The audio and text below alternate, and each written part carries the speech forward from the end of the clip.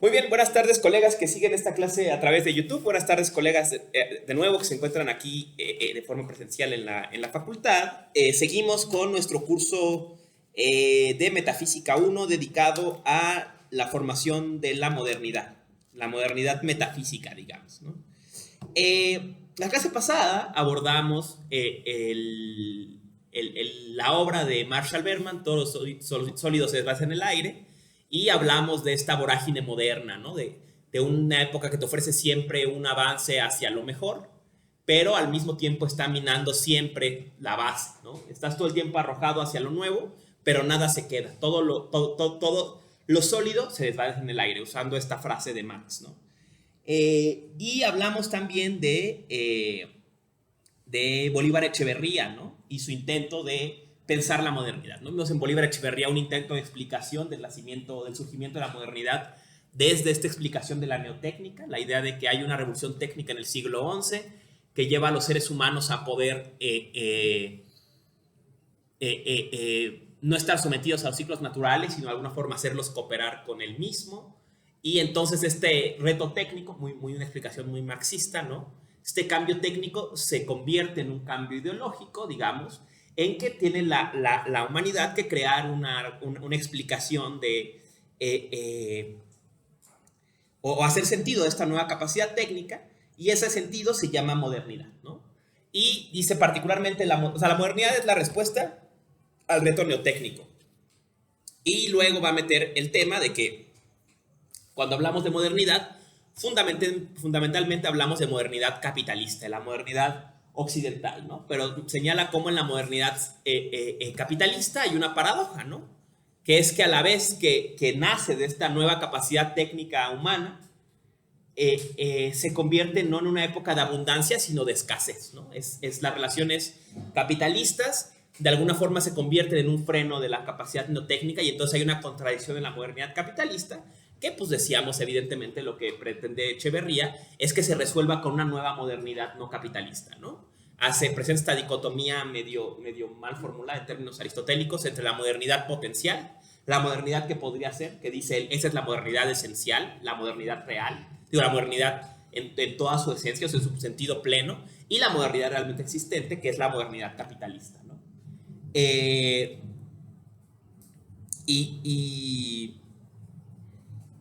Y ya, ¿no? Que dejamos ahí, les daba este ejemplo de la frase de Trotsky, ¿no? Como decía él que, un poco en el mismo tono, decía, vimos una sociedad que el avión llega en unas horas de Nueva York a Europa, pero cuando llegas no puedes entrar porque no tienes pasaporte, ¿no? Entonces dice, claro, o sea, la tecnología avanza, pero la sociedad la frena, ¿no? O sea, como las relaciones de Estado-nación, por ejemplo, en este caso, frenan, ¿no?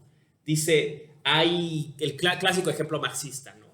Hay un montón de comida, pero el patrón prefiere tirarla a regalarla porque si no se devalúa, ¿no? Y entonces esta idea de que habría para darle de comer a todos, pero, ¿no? Y entonces este juego muy marxista está lanzando aquí Echeverría de que de alguna forma la técnica sí va bien, pero es la sociedad la que la está frenando, ¿no? La modernidad realmente existente no es plenamente moderna porque de alguna forma refrena potencial de la neotécnica, ¿no? También comentábamos un juego que reconoce Echeverría, que vamos a ver también aparecer en Horkheimer, que es la idea de que a la vez que la modernidad está siempre proyectada hacia el futuro, siempre está proyectada hacia adelante, con un símbolo de más, ¿no? Decíamos que hay una relación directamente proporcional entre el paso del tiempo y el desarrollo de la técnica, y del desarrollo de la técnica y el desarrollo de la felicidad humana, ¿no? O sea, esa es la idea moderna, ¿no? A más tiempo, más técnica, y a más técnica, más felicidad, ¿no? A pesar de eso, reconoce Echeverría que tiene que el pasado se resiste a morir, ¿no? Decíamos cómo de alguna forma lo viejo no se desaparece, sino que va siendo subsumido en la modernidad, ¿no? Por ejemplo, él habla aquí de lo que él llama el malestar en la sociedad o el malestar en la cultura, ¿no? Usando la idea de Freud, ¿no? Y dice, es que la sociedad moderna incomoda porque es moderna, pero sigue arrastrando valores antiguos, ¿no? Y entonces tiene valores vacíos, que un poco de lo que vamos a ver que va a hablar Horkheimer, ¿no? Que ya no responden a la modernidad, ¿no? Pensaríamos los valores cristianos, etcétera, que ya no responden a la época, ¿no? Y Y también, bueno, extendíamos esto, ¿no? Un poco aquí le hacíamos violencia a Echeverría, ¿no? Y le refería a Cusicanquis, ¿no? Su libro una filosofía cheje, una filosofía de pensamiento cheje, se llama, no recuerdo exactamente.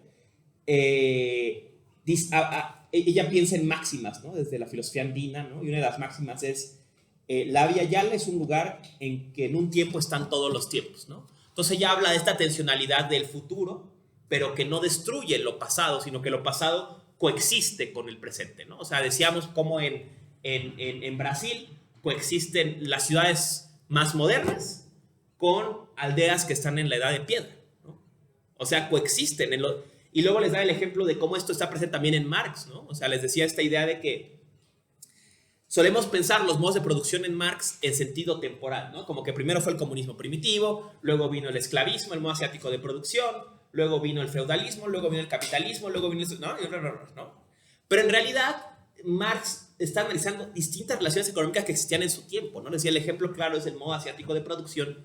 Es asiático porque quien está hablando es de Turquía, ¿no? Está hablando de las formas de relaciones productivas que existían en el siglo XIX en Turquía, ¿no? O sea, de alguna forma Marx encuentra, y también en un tiempo, todos los tiempos, ¿no? Todas las relaciones productivas son contemporáneas, ¿no? Está el capitalismo industrial inglés, que sería el ejemplo paradigmático del capital, y estaría el modo de producción asiático en Turquía, y estaría relaciones de comunismo primitivo en Siberia, ¿no? Todavía, y tendría que...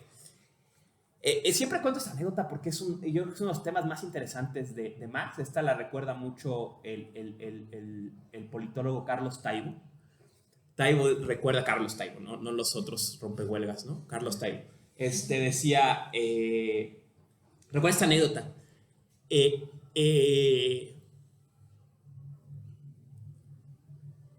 Creo que sí fue Vera Sachuli, una activista rusa, una terrorista rusa que mata a un jefe de la policía y echa a andar todo el proceso del Narodnaya Volya en Rusia y de la época del terrorismo a finales del siglo XIX. Le escribe una carta a Marx, ¿no? Y le dice, señor Marx, yo leí su libro El Capital y me gusta mucho, es muy ilustrativo, pero en toda su obra tengo una duda. Cuénteme, yo no entiendo, o sea, su obra parece sugerir que es necesario que el capitalismo cree condiciones económicas de desarrollo de la clase obrera suficientes para que luego venga la revolución socialista. Pero yo le pregunto, en un país como Rusia, donde seguimos atravesados por relaciones esclavistas, monárquicas, aún hay vestigios del comunismo primitivo tradicional de los pueblos de Siberia, que de alguna forma están presentes en muchas relaciones sociales contemporáneas. ¿Hace falta este paso por el capitalismo? Y entonces cuenta Taibo, ¿no? que en las notas de Marx se encuentran varios borradores de la respuesta a esta carta, ¿no? O sea, parece que Marx realmente no sabía qué contestarle a Vera, ¿no? Y entonces lo piensa Marx. Y parece la contestación que le envía es, señora mía, le hizo carta, la aprecio mucho, y después de mucho pensar, he llegado a la conclusión de que mi obra, en el mejor de los casos, se ha enfocado en las relaciones capitalistas que he podido observar en Inglaterra. ¿Cómo esto aplique a las relaciones en Rusia? Eso no se lo puedo decir. No lo sé, ¿no? O sea, Marx se confronta con reconocer que esta explicación de la economía política no es universal, ¿no? Está escribiendo unas condiciones muy concretas, ¿no? ¿Y qué pasa en otros lados? ¿Quién sabe? ¿No? ¿Y cómo hacer en estos otros espacios? Y dice Marx, no sé, ¿no? Y es un poco este Marx tardío que empieza pues también a poner entre signos de interrogación su propio pensamiento y sus consecuencias, ¿no? Pero bueno, el punto, volviendo un poco, es esta cuestión, ¿no? De cómo él reconoce Echeverría que ese impulso moderno no subsume a lo viejo, ¿no? Que lo viejo sigue estando ahí, ¿no? Y que de alguna forma se mantienen en las formas modernas las relaciones antiguas. Les daba el ejemplo también de los medios de comunicación, ¿no? O sea, el Internet no destruyó ni la televisión, ni el radio, ni el periódico. Radio, periódico y televisión están en Internet, ¿no? O sea, siguen existiendo dentro de lo nuevo, sigue existiendo lo viejo, ¿no? Esto pasa, por ejemplo, con los programas de computadora, es muy frecuente, pero con los juegos es frecuente. En el código nuevo, ya que se lee el código, están formas viejas del código, de juegos antiguos, incluso juegos de los 90 que usan como base del código y solo lo modifican. ¿no? Pero lo viejo siga dentro de lo nuevo, ¿no? Esto es una idea interesante, ¿no? En fin, dejando ahí a Echeverría, ¿no? Yo me quedaba con algunas dudas que estuve pensando toda la semana. Consulté incluso a una colega que es especialista en Bolívar Echeverría, a ver que me diera su opinión sobre el tema de la neotécnica. O sea, ¿de dónde sale el concepto de neotécnica de Echeverría? Él nos dice de dónde, ¿no?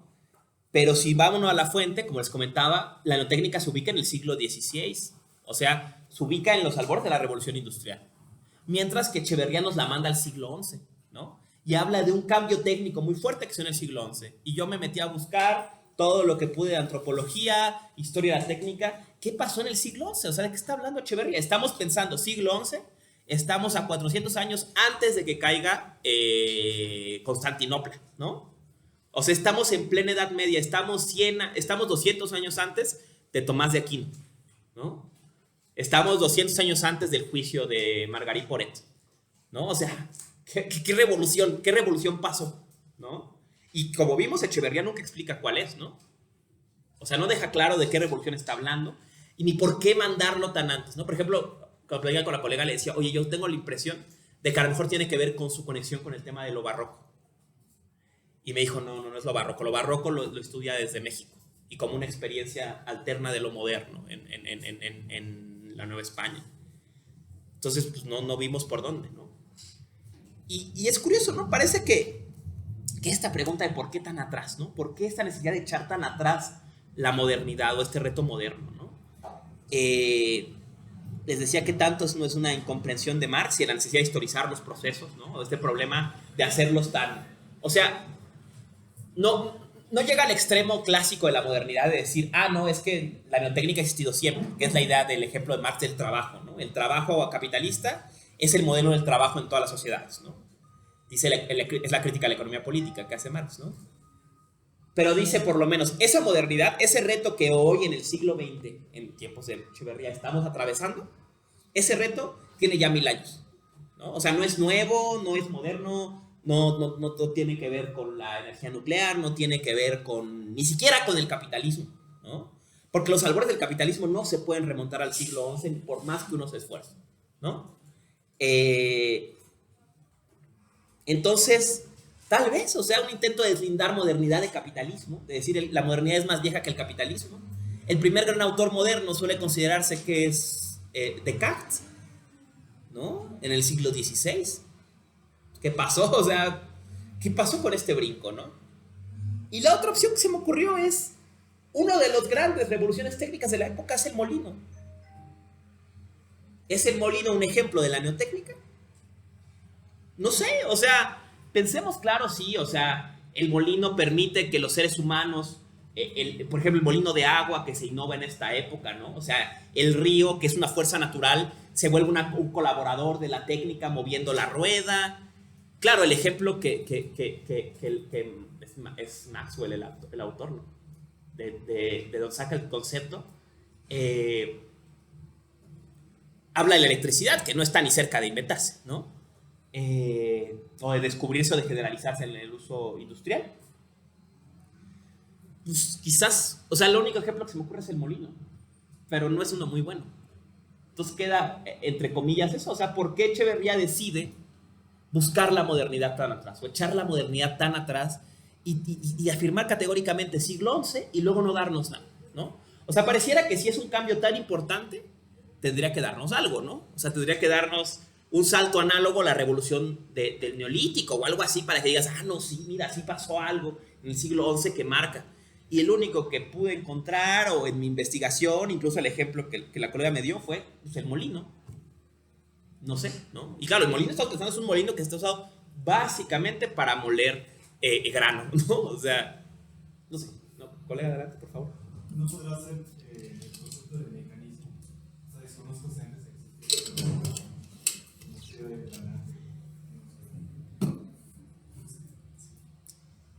Pues ya había procesado de granos desde Egipto, ¿no? Había prensas desde Egipto, ¿no? O sea, por eso les digo, o sea, está raro, No habría que buscar más a los colegas más especializados en Bolívar, seguro tienen una buena explicación. Pero en Bolívar hasta ahora yo no encontré una buena explicación. Y sí hay una señal para poner las alertas de por qué querer mandar la modernidad tan atrás, ¿no? Como dijera mi estimadísimo Billy López, ¿no? Es que quiere llevar agua a su molino, ¿no? Y le contestaba, bueno, pues que tiene molino a dónde llevar agua, ¿no? O sea, hay un molino el que quiere llevar agua, ¿no? Y otra pregunta, ¿no? Queda pendiente, ¿no? Entonces, de alguna forma, para Bolívar Echeverría, ¿no?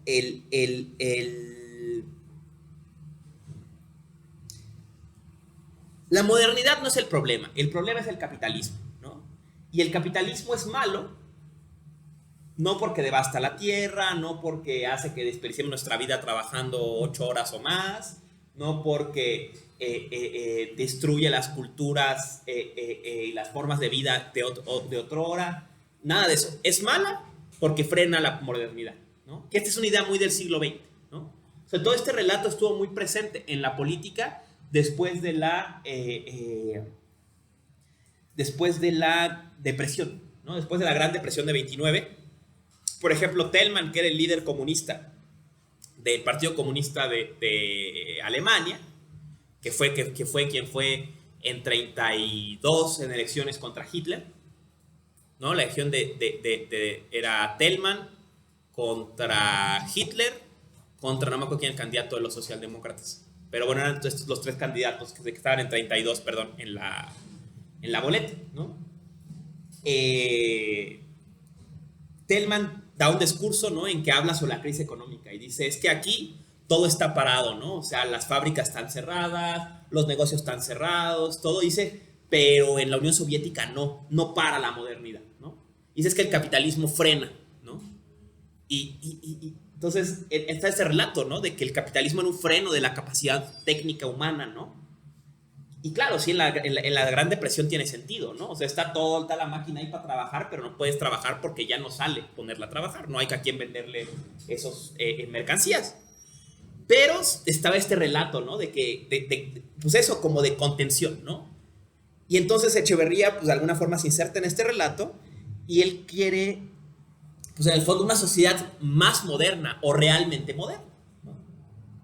Digamos, lo que la modernidad podría ser. Les digo, aquí también Echeverría se brincó todas sus clases de Aristóteles, ¿no? Cuando dice que la modernidad potencial es la modernidad, la esencia de la modernidad está en la potencia, pues la potencia está conectada la esencia está conectada al acto, lo que hace algo ser lo que es y no otra cosa, ¿no? Y no otra cosa, ¿no? Entonces, ¿qué pasó, no? O sea, un aristotélico que leyera diría, no, la modernidad, si algo es la modernidad, es lo que hoy es, ¿no? Lo que puede hacer, pues puede ser muchas cosas, tiene muchas potencialidades, muchas posibilidades, ¿no? Y puede ir en cualquier sentido y según lo que pase van actualizando. Pero la esencia de la modernidad está en el acto de la modernidad, está en la modernidad realmente existente, ¿no? Ahí, pues sí, es una trampa aristotélica, ¿no? El propio Echeverría hace trampa y, o sea, Aristóteles dice, oye, espérate, ¿no? Aquí estás jugando chueco, ¿no? Pero entonces veo y les lanzo aquí 2 problemas que nos deja Echeverría. Supongamos, ¿no? Concedámosle que que el socialismo se piensa como una modernidad plena, que el socialismo es la modernidad esencial, la modernidad plenamente realizada, ¿no? Se nos presentan 2 problemas y es, ¿qué pasa con la tradición en el socialismo entonces, ¿no? Decíamos que lo viejo sigue arrastrándose en lo nuevo, pero vacío, ¿no? No dice nada, entonces queda esta antigüedad vacía, ¿no? Recuerda, por ejemplo, apenas ahora en la Feria del Libro, un tip librero, ¿no? En la Feria del Libro que se pone ahí el del Libro y la Rosa, fue la gente del Congreso, ¿no? Y los infelices imprimen con nuestro dinero un montón de libros muy buenos, ¿no? Y lo estaban regalando, ¿no? Y entre ellos regalaron uno genial que he disfrutado ampliamente como mi novela de ratos de ocio, que es la biografía de Valentín Campa, ¿no? Valentín Campa fue un líder comunista muy importante de la primera mitad del siglo XX, líder ferrocarrilero del norte y, bueno, uno de los líderes comunistas más importantes, ¿no? Y es muy divertida por muchas cosas, ¿no? Pero cuenta un episodio muy divertido, ¿no? Cuenta su viaje a la Unión Soviética. Fue el Congreso de la Internacional Sindical Roja Y en aquel tiempo, no conocían la organización, pero o sea, el Partido Comunista empezó una federación de sindicatos que era medio fuerte, y entonces lo mandan a él, ¿no? Lo mandan a él y como otros 3 güeyes, ¿no?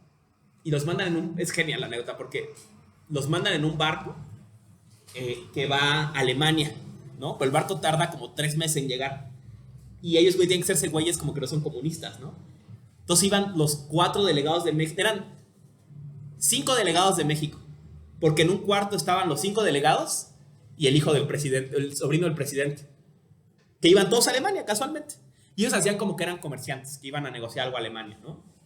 Y cuentan que llevaban escondidas los documentos del Congreso y lo tenían que leer, pero tenían que fingir que no eran comunistas, ¿no? Entonces estaban leyendo escondidas y que uno se quedó dormido con la revista y el otro güey llegó y lo vio con la revista encima, comunista, ¿no?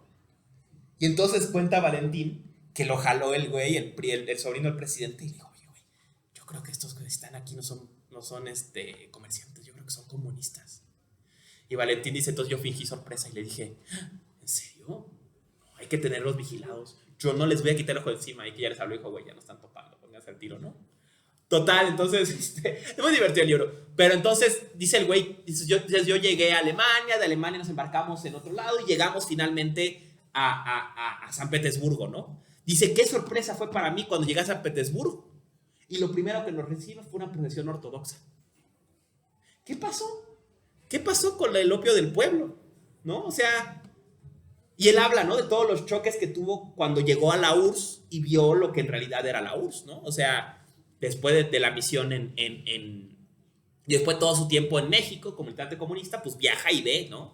Y unas cosas que le sorprendía era, pues es que ahí está lo viejo, ¿no? O sea, no destruyeron lo viejo, ¿no? O sea, siguen los curas teniendo poder en la sociedad, ¿no? Y él le provocaba mucho shock, ¿no? Y un poco, ¿qué tanto no pasa eso con Bolívar Echeverría, ¿no? O sea, ¿qué tanto no deja Bolívar Echeverría entrecolado este problema, ¿no? El problema de que, si él ya dijo que la modernidad deja siempre lo viejo vacío de sentido, ¿no? Lo va arrastrando, y su proyecto también alternativo es una forma de modernidad, pues, ¿qué va a pasar con lo viejo? O simplemente va a ser una modernidad exitosa porque va de plano a deshacerse todo lo viejo. Y otra pregunta, se las lanzo las dos. Si la modernidad realmente existente es la modernidad capitalista y la modernidad que él quiere es esa modernidad ideal futura, pues nos presenta un problema súper complejo y es un problema de disección, ¿no? De distinción. ¿Cómo separamos modernidad de capitalista? ¿Cómo separamos este proyecto ideal de su forma real, que es capitalista, ¿no? Entonces llega un punto en que pues quedamos en ese dilema, ¿no? O sea, ¿qué tanto es modernidad y qué tanto es capitalista, ¿no? Y qué tanto nuevos proyectos políticos modernos, como el que propone Bolívar Echeverría o el que supone Bolívar Echeverría, no corren el riesgo de tener que jugar una línea muy delgada, ¿no? En que, bueno, pues es que la única modernidad que ha existido es la capitalista. Entonces, ¿cómo es la modernidad no capitalista, no? O sea, es exacto, es un juego de distinción bien complicado, ¿no? Es separar la carne del pellejo, ¿no? O sea, ¿cómo le haces? Y aquí recuerda, para irnos motivando a lo que siguen, nada más una frase genial, ¿no? De Horkheimer, ¿no? En la segunda introducción a la crítica de la instrumental de 67, dice Horkheimer, dice, el socialismo realmente existente se aleja cada vez más del proyecto socialista y está tan lejos del socialismo como el capitalista, como el mundo capitalista, ¿no? Dice, y hoy me pregunto si el triunfo, estamos todavía en el calor de la Guerra Fría, si el triunfo que viene del mundo socialista o que venga del mundo socialista significará el triunfo del reino de la libertad o el triunfo del reino de la automatización. Si realmente nos vamos a liberar o realmente este socialismo realmente existente siga atravesado por la misma razón instrumental y con ello pues lo único que va a imponerse es la instrumentalización completa de la sociedad o la automatización completa, ¿no? Entonces eso podríamos preguntarle a Echeverría, ¿no? Ok, va a ganar la modernidad, pero ¿y qué de modernidad es capitalista y qué no? ¿Y cómo vamos a hacer una buena distinción, ¿no? Tal que sepamos que no va a imponerse una nueva modernidad capitalista 2.0, o como decían a inicio del siglo XX, el socialismo, a inicio del siglo XXI, el socialismo del siglo XXI, ¿no? Que sí es socialismo, pero en realidad es pues, todo lo de antes, ¿no? O sea, en realidad es igual al capitalismo, no hay ninguna diferencia, ¿no? ¿Qué piensan de estas dos preguntas? ¿Qué pasa con la tradición en la modernidad de Echeverría? ¿Y cómo distinguir entre capitalismo, entre modernidad capitalista, o sea, modernidad realmente existente, y la modernidad ideal? O sea, ¿cómo hacer esta división? ¿O qué tanto no corremos el riesgo de reproducir? O sea, cuando reivindicamos un ideal casi igual al vigente, pues es muy importante tener muy claro qué es lo casi, ¿no? Y dónde están los problemas, como para que no reproduzcamos el modelo vigente, ¿no? Entonces, ¿qué piensan? Les lanzo estas dos preguntas, ¿no? Yo pienso que tengo videos que pasó en Silicon Valley, impulsó a Estados Unidos a tomar la decisión, bueno, tener la propuesta de que el gobierno empiece a controlar el mercado, ¿no? Que justo es algo que decían que era como una contradicción, o sea, que el país más capitalista empezara a tomar decisiones socialistas, y creo que es, justo creo que es hacia donde va la cosa. Muy buena observación. Fue lo que pasó con la doctrina Monroe y el New Deal, ¿no? Decían los pensadores japoneses, ¿no? Estados Unidos nunca va a poder ganarnos en la guerra porque, no está dispuesto, porque su ideología individualista no les permite entregar todo a la guerra. Ah, qué equivocados estaban los colegas, ¿no? Estados Unidos fue el primero en entregar todo para la guerra e incluso imponer un control estatista de la economía, ¿no? Que fue el New Deal. Y crear un imperio, ¿no? Que fue la doctrina Monroe, ¿no? O sea, como no tienen problemas incluso en esas cosas, ¿no? Pero muy buena observación, ¿no? Y todo el tema del eurocapitalismo y todo, pues también entrando en esos relatos, ¿no? De qué realmente se trata, ¿no? ¿Qué piensan las demás? ¿Qué piensan los demás? Estas dos preguntas. ¿Qué pasa con la tradición en la modernidad de Echeverría? ¿Y qué tan fácil o qué tan posible es distinguir a la modernidad realmente existente de la modernidad ideal de Echeverría?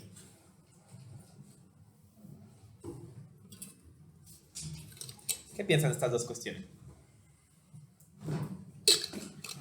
Bueno, yo en lo personal creo que sería más de la opinión que se manifestó hace un momento sobre que tal vez no podría suceder esta división entre una modalidad, digamos, esencial y esa modalidad realmente existente capitalista, sino el hecho de que esa misma modalidad capitalista es la modernidad.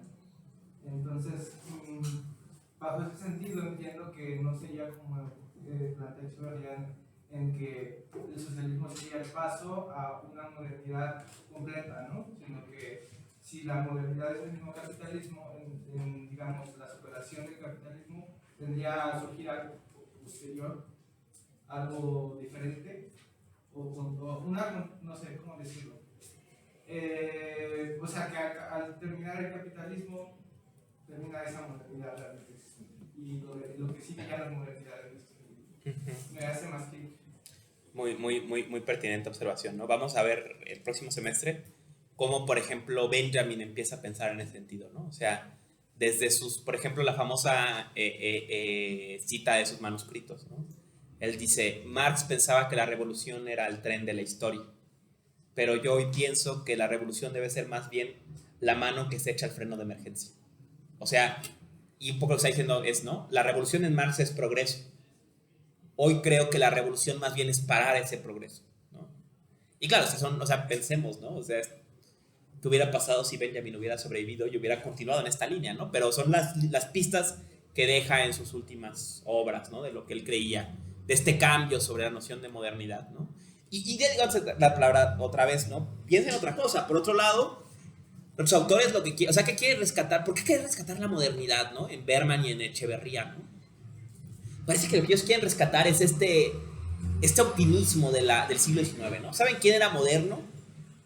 Marx, Bakunin, todos ellos eran muy modernos, ¿no? O sea, la idea de revolución es una idea moderna por antonomasia, ¿no? O sea, lo decíamos la clase pasada. No hay una idea tan moderna como la idea de revolución, ¿no? Entonces, todo el pensamiento revolucionario es un pensamiento casado con la modernidad, ¿no? La idea de revolución no se conocía hasta la revolución florida, la revolución gloriosa en Inglaterra. Fue la primera vez que se usó la palabra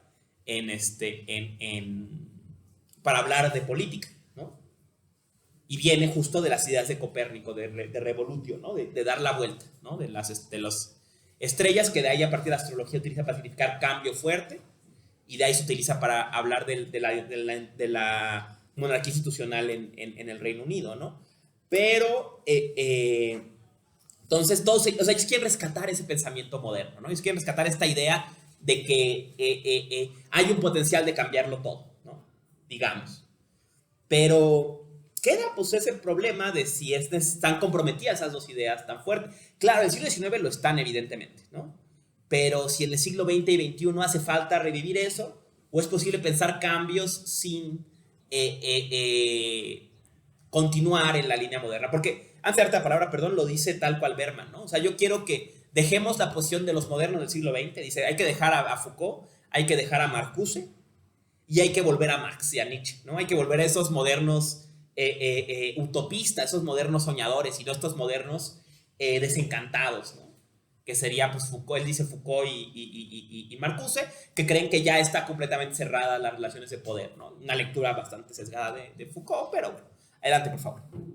Sí, bueno, estaba revisando el texto y lo que dice Bolívar es que en el siglo XI lo que ocurre es que se deja de que hasta ese momento, desde la Revolución Neolítica, lo que había estado ocurriendo es que la técnica era una copia espontánea occidental de la naturaleza y que se usaba de esa forma, y que en el siglo XI lo que ocurre es que ya hay un diseño premeditado de la técnica que va a permitir o que va a hacer emerger una relación diferente con la naturaleza. O sea, eso es como lo que señala, ¿no? Lo que dice es que habría que revisar a Braudel y a Mumford, que son Mumford, sí.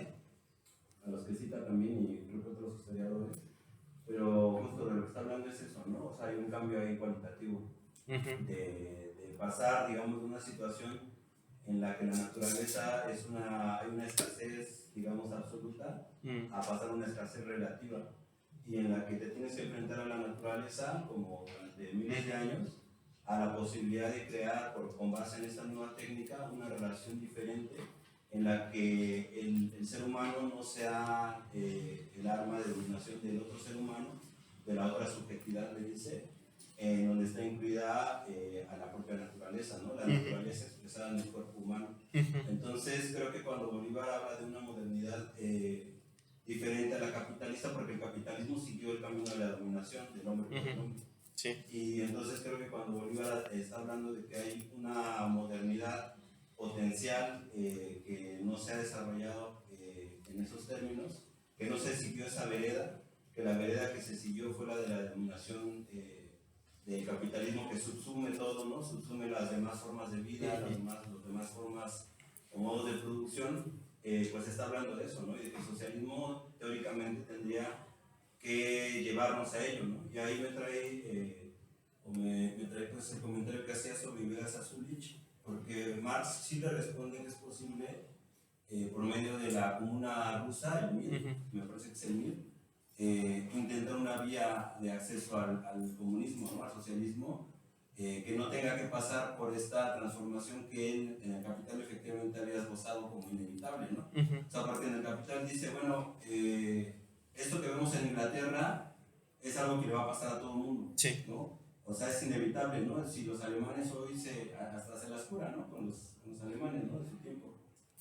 Porque les dicen, pues ustedes que se sienten así, que no tienen estos problemas, pues van a pasar por ahí. Más bien el problema es que todavía no los tienen, y que más bien ya los tienen, pero lo que no tienen el contrapeso, por ejemplo, de las leyes de protección de los derechos laborales que ya por ese entonces en Inglaterra se estaban dando, ¿no? Dice, ojalá tuvieran a los comisionados que están haciendo los reportes en Inglaterra sobre el trabajo infantil, el trabajo de mujeres, etc. Y eso todavía no ocurre. Pero en ese momento si Marx está diciendo, todo el mundo va a pasar por aquí, más bien lo que hay que hacer es acortar los dolores del parto, tratando de que, y de hecho dice que por eso le va a dedicar tanto a la legislación obrera, ¿no? Porque es resultado de una lucha de clases que está intentando que esa situación inevitable del alumbramiento de una nueva sociedad pues no lleve pues el dolor que ha llevado en el primer emergimiento. Y por eso es que cuando ya en una época tardía le responde a Vera Sasulich como, sí, tienes razón, o sea, efectivamente podría haber una vía diferente al socialismo, ¿no? Ahí, por ejemplo, ya la lectura que se hace de Max Stotz, en el sentido de un Marx progresista a rajatabla, creo que con ella y con la crítica al programa de Gotha que también realiza, se viene al menos a cuestionarse, ¿no? Entonces, creo que es un poco eso, ¿no? Lo que alcanzo a ver, pues, ¿no? Que Bolívar está planteando. Bueno, bastantes observaciones muy buenas, ¿no? O sea, la de Vera, pues muy pertinente, justo esa es la cuestión, ¿no? Como que el propio Marx dice, no, espérate, a lo mejor hay otra vía, ¿no? Y usted aquí incluso pareciera que luego dentro del propio relato marxista se volvió tabú, ¿no? O sea, como que este Marx no progresista no perduró mucho en el relato, ¿no? Incluso vemos cómo pensadores como Echeverría siguen insertos. Y sí concuerdo, ¿no? En la caracterización que hace. Lo que me llama la atención es, ¿pero por qué en el siglo XI? O sea, ¿qué pasó en el siglo XI? O sea, porque, por ejemplo, ¿no? Dices, esta técnica autónoma, digamos, de la naturaleza. O sea, pero esto es 500 años después de la caída del Imperio Romano. O sea, ya había pasado todo el Imperio Romano. O sea, ¿qué pasó en el siglo XI según él? ¿No? Y por ejemplo, perdón, era Max, era Mumford, y en Mumford lo leí y él sí lo manda al siglo XVI, ¿no? Y ahí sí podríamos, y era el caso que es la electricidad. Y la electricidad sí es un poco más claro, porque podría ser la electricidad, ¿no? Pero como que sí, o sea, lo que yo no termino de entender es esta necesidad de que sea tan antes o tan después, ¿no? O sea, pero por ejemplo, si lo plantearas así, pues quizás habría que plantearlo con los sistemas de riego, ¿no? O sea, los sistemas de riego en Egipto, ¿no? O sea, no sé, los sistemas de riego en Mesopotamia, ¿no? O sea, pero está en un lugar raro en que no era, no sé, realmente sigo ahí. Y lo otro, pues sí, muy perdido. Y otra observación que hiciste muy buena, y que esta es una idea que también va a rescatar Horkheimer y que es muy poderosa, es cuando se oprime a la naturaleza, se oprime a la naturaleza también que somos nosotras y nosotros, ¿no? Entonces dice Horkheimer, ¿no? La modernidad desdeña la naturaleza que no le es útil y la subsume solamente a un útil. Pero eso incluye a los seres humanos que somos naturaleza también, ¿no? O sea, también nosotros como naturaleza devenimos útiles, ¿no? De la humanidad, ¿no? Pero bueno, o sea, es muy buena observación esto que rescatas y que sí va a reaparecer ahí. ¿Algo más que piensan de esta cuestión de tradición y de la dificultad de dividir, o no dificultad de dividir modernidad y capitalismo, o modernidad realmente existente de modernidad potencial, ¿no? Y ya el rol de la tradición. Adelante, por favor. Pues yo últimamente he estado pensando mucho en que asocio la modernidad como una especie de enfermedad del deseo. Como que con esta idea de que hay nuevos cambios, de que lo nuevo es lo mejor, entonces como que nuestro acto de desear se torna como enfermo, no sé, como que se descontrola. Entonces yo siento que una diferencia entre la verdadera modernidad que propone Echeverría sería como una modernidad donde el deseo no tenga esa característica de descontrol total, no sé, como que es muy pasional, no sé, como encontrar un equilibrio entre lo que necesitamos y lo que deseamos. Muy pertinente. Y vemos, ¿no? Como de alguna forma se siente que queda esta agenda pendiente, ¿no? Hay que entender dónde está el problema de la modernidad para entender que no es lo que no hay que replicar. Aquí tú lo señalas del lado del deseo. Si lo entiendes así, bueno, entonces el problema está en el deseo, ¿no? Es una pelea que se tiene una batalla que se tiene que jugar en el tema del deseo, ¿no? Pero sí, muy buena observación, ¿no? Que sí de alguna forma pues queda pendiente esto de, a ver, pero ¿qué queremos qué es lo que sí queremos de la modernidad? Y sobre todo, ¿qué es lo que no queremos de la modernidad, ¿no? Como esa línea la que hay que dibujar, ¿no? ¿Algo más, colegas? ¿Quieran decir o continuamos? Pues continuamos. Entonces, entramos a Crítica a la razón instrumental de Horkheimer, ¿no? Este texto son unas conferencias que da Horkheimer en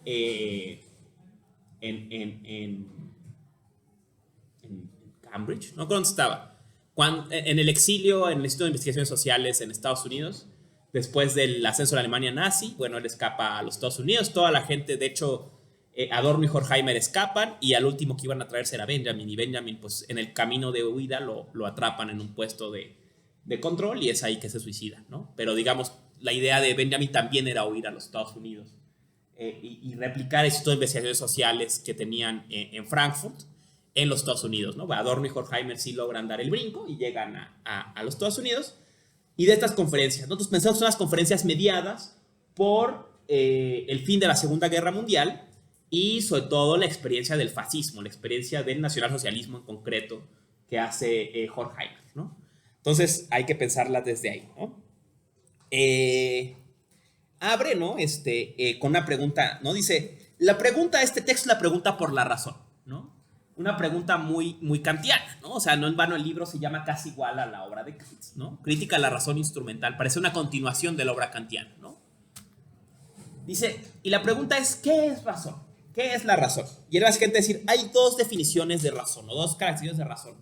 O bien la razón es un cálculo de medios, o bien la razón es la capacidad de percibir o de fijar fines, o de fijar principios, ¿no? La razón puede ser una de estas dos cosas, y según cómo se entienda la razón, va a depender cómo debe comportarse. Sobre todo dice, esto es crucial cuando pensamos que otra sociedad se entendía como una sociedad racional, donde la razón es lo más importante. ¿Pero qué es razón? ¿No? O sea, dice, todo el tiempo dices, hay que ser razonable, la fuerza de la razón, el racionalismo, la ilustración movida por la razón. ¿Pero qué es razón? A ver, vamos a aclararnos, ¿no? Es la pregunta que lanza aquí Horkheimer, ¿no? Y dice, estas dos formas de entender la razón pueden escribirse como la razón objetiva, esta razón de los principios, y la razón subjetiva, esta razón de los medios, ¿no? Se viene haciendo aclara esta distinción. Dice, la razón en la antigüedad, y el ejemplo paradigmático es Platón, el chiste de la razón era percibir, ¿qué? El bien, ¿no? O sea, la razón servía, ¿no? La razón, esta razón que aquí es entendida como logos. El logos, ¿no? Es una facultad humana de expresarse, de pensar, de hacer sentido, pero también de conectar con el logos de la naturaleza, ¿no? Recordemos la idea del logos en Heráclito, ¿no?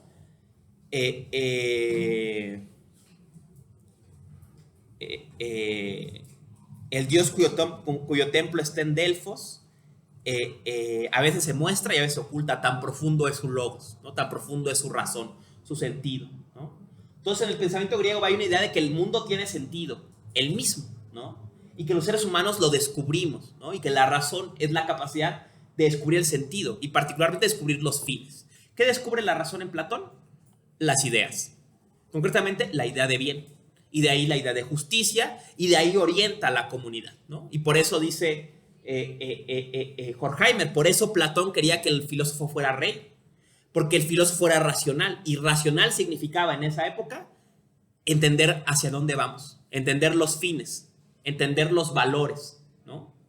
Y dice, esta es una idea de Kant, dice Kant en su obra póstuma dice, ¿no? Lo divino del alma son los fines, la capacidad de percibir los fines es la parte divina del alma, ¿no? Y esa es la función de la razón objetiva. La razón objetiva pone fines, dice hacia dónde vamos. Dice, en cambio, la razón subjetiva va a convertir esos fines en una superstición, ¿no? Y va a ser una razón que en cambio se va a interpretar razón como una economía de los medios. O sea, cómo llegar mejor a los fines. Pero dice, pero esta pregunta queda incompleta. Porque, ¿a qué fines? Dice, y lo que más abominable para la razón subjetiva es la idea de un fin último. Todo fin va en vista, es un medio para otro fin, para otro fin, para otro fin, para otro fin, para otro fin, para otro fin. Y lo que la razón objetiva hace es poner valores, es decir, queremos llegar a la justicia, queremos llegar al bien, queremos llegar a la belleza, queremos llegar a la verdad, ¿no?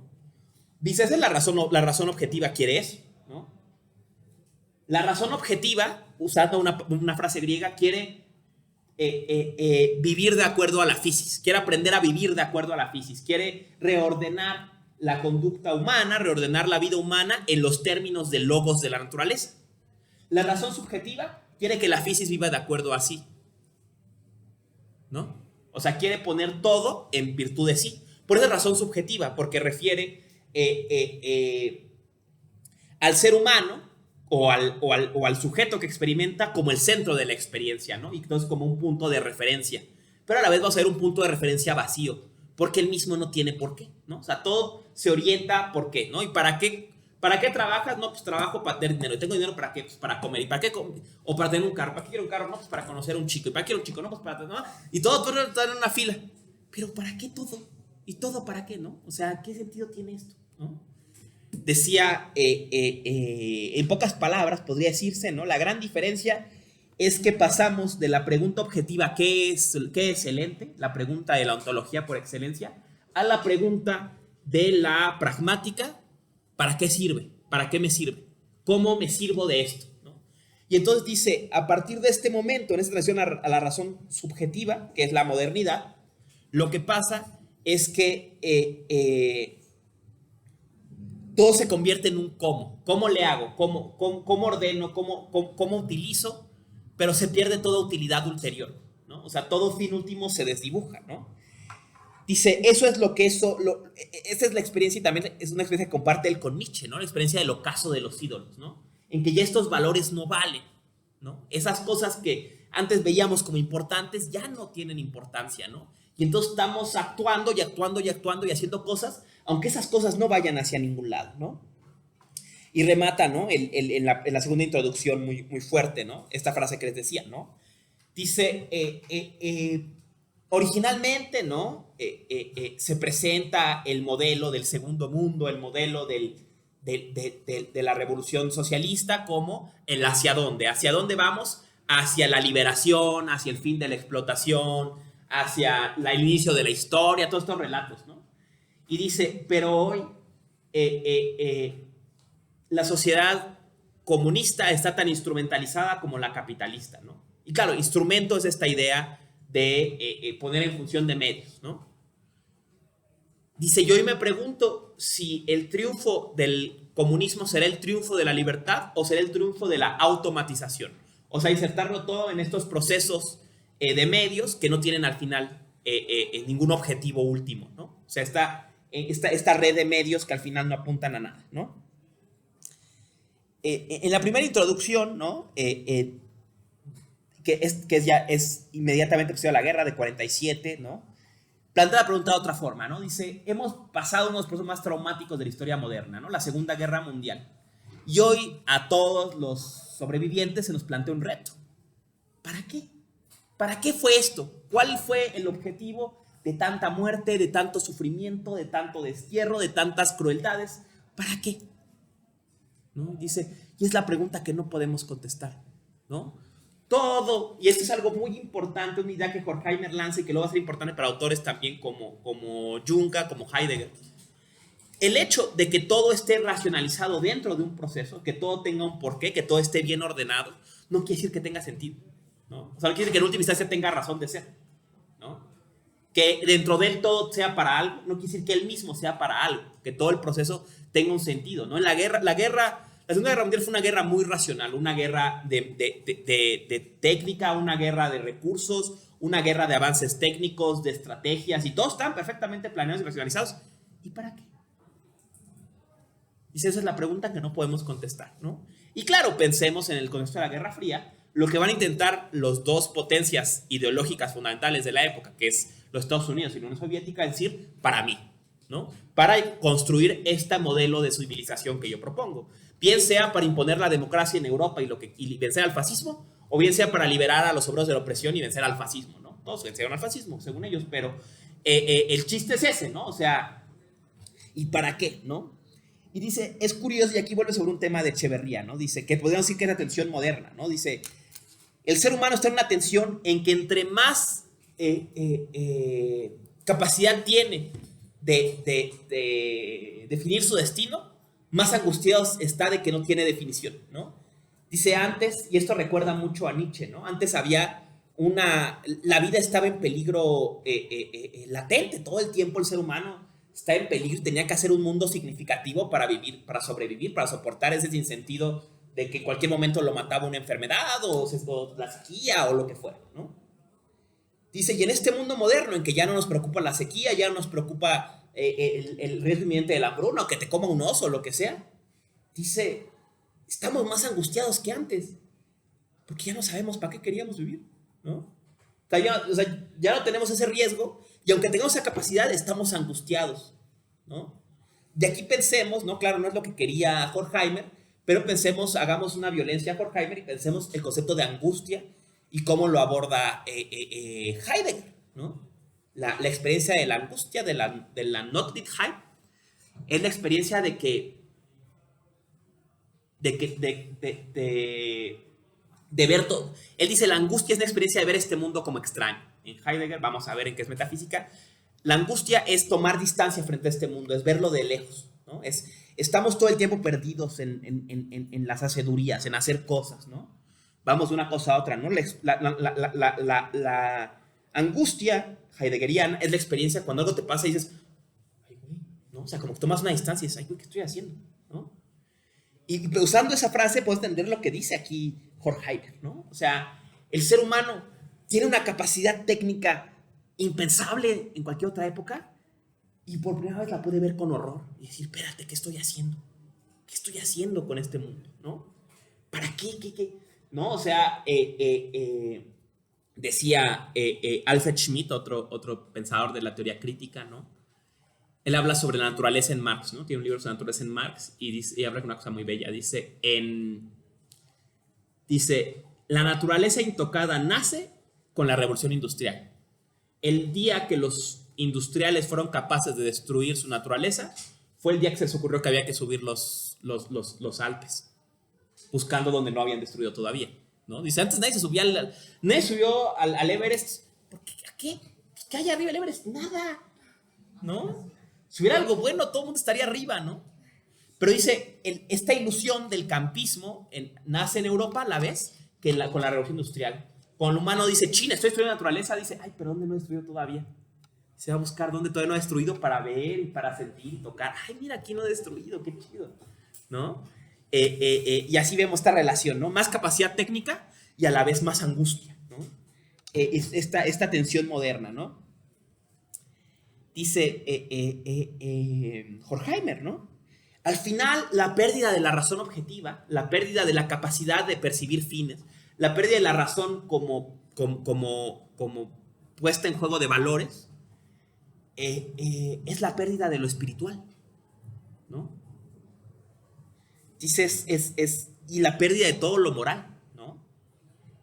La pérdida de, es que esto está bien, es que esto es valioso, ¿no? Lo que les decía, ¿no? Cuando la naturaleza deviene recurso, ya está destruida.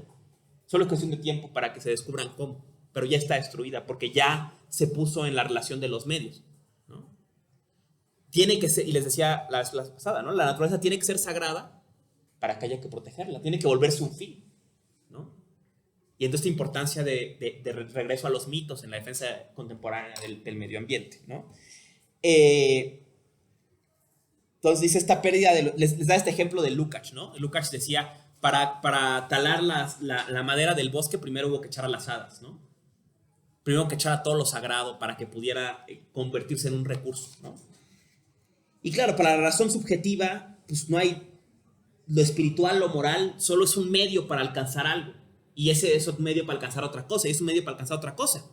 Entonces, son más que supersticiones sin valor, ¿no? Y en ese sentido, pues todo se convierte en un medio, ¿no? Y es curioso, ¿no? Cómo esta pérdida de los fines está asociada a, y obviamente aquí podemos también hacer otra violencia y reconocer que está asociada a lo que Nietzsche llamó la muerte de Dios, ¿no? O lo que Heidegger llamó la huida de los dioses, ¿no? La pérdida del contacto con lo otro, con lo sagrado, con un límite, ¿no? De lo humano, ¿no? Sí. Dice, pues sí, un poco usando el ejemplo de Lukács, ¿no? O sea, tienes que correr primero a Pachamama para poder sacar el oro de la montaña, ¿no? Recuerden, por ejemplo, ¿qué película es de Ghibli? La princesa Mononoke, ¿no?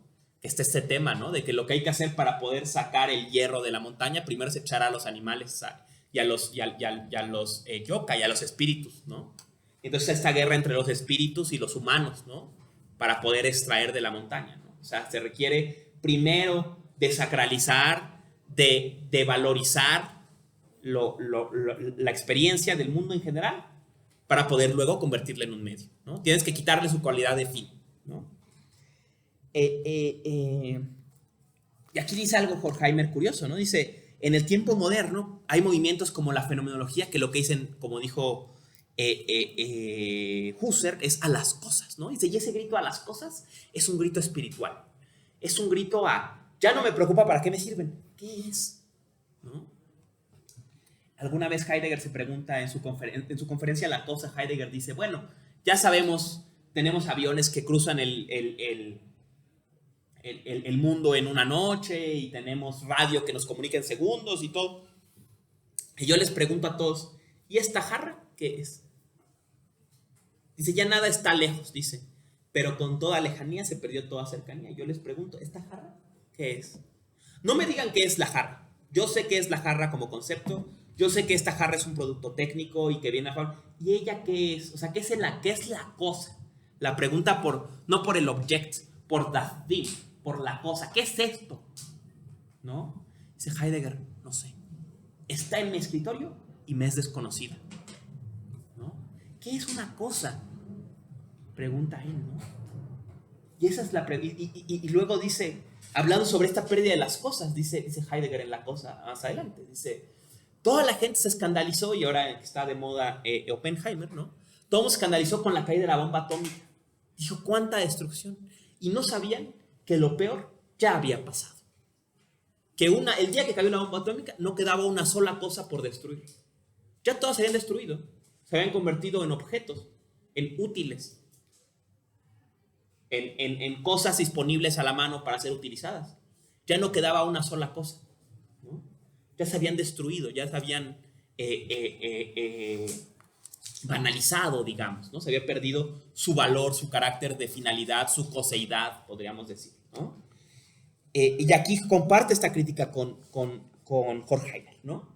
Esta idea de que la razón instrumental, la razón subjetiva, la razón que se pregunta solo con el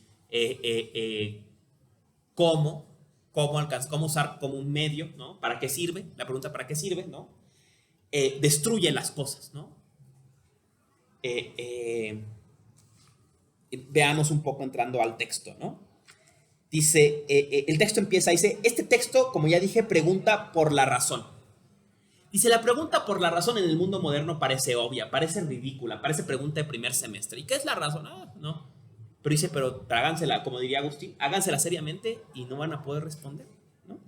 Y dice, si yo presionara a alguien, diría, pues lo racional es lo útil, el razonable es el que usa las cosas bien, ¿no? Dice, la razón es la utilidad, ¿no? La razón de ser de algo. ¿Esto para qué es? Esta es su razón de ser, ¿no? Dice un pensar instrumental, ¿no? Un pensar instrumental. Dice, esa es la razón instrumental. La razón para qué. ¿Y esto para qué es? ¿Y esto para qué es? ¿Y esto para qué es? ¿Y esto para qué es? ¿Y esto para qué es? ¿No? Dice, todo es visto como un medio para el sujeto, ¿no? ¿Y para qué? ¿Y para qué? ¿Y para qué? Y dice, y la pregunta que quedó olvidada es la pregunta de razón objetiva, que es la pregunta por el qué, en que la cosa misma es un fin, ¿no? Pensemos en la pregunta heideggeriana, ¿no? Él no dice para qué es la jarra, eso es obvio, para guardar vino. Pero, ¿y qué es? O sea, yo ya sé para qué, ¿y qué es? ¿No? ¿Para qué sirve la montaña? Ya sé, para sacar minerales, para extraer arena y construir ciudades. ¿Y qué es? Puedo pasar frente a ella todos los días y me es ajeno, ¿no? Veremos, y es una idea que también comparte Heidegger y Horkheimer, ¿no? La coseidad de la cosa no desaparece, se oculta, se sustrae, ¿no? La pierdo cuando solo la veo en virtud de su utilidad, ¿no? O sea, hay una cosa que es opaca para mí, que no puedo ver, ¿no? Veo para tomar agua. Oye, ¿y qué es, no?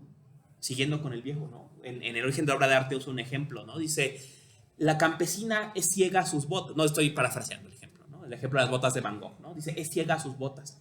Las usa a diario, pero no las ve. Dice, pero un día, imaginemos lo que Van Gogh quiere pintar cuando pone las botas, ¿no? Dice, un día la campesina no va a trabajar porque es un día de fiesta y ve sus botas. Dice, en las botas está todo. Dice, está la tierra, está el don de la tierra que nos da, está nuestra cultura que nos enseña a sembrar, está el trabajo, está el don de los dioses que nos ayudan a que... No, dice, todo está en el lodo de las botas, en esa cosa en la que transcurre mi vida.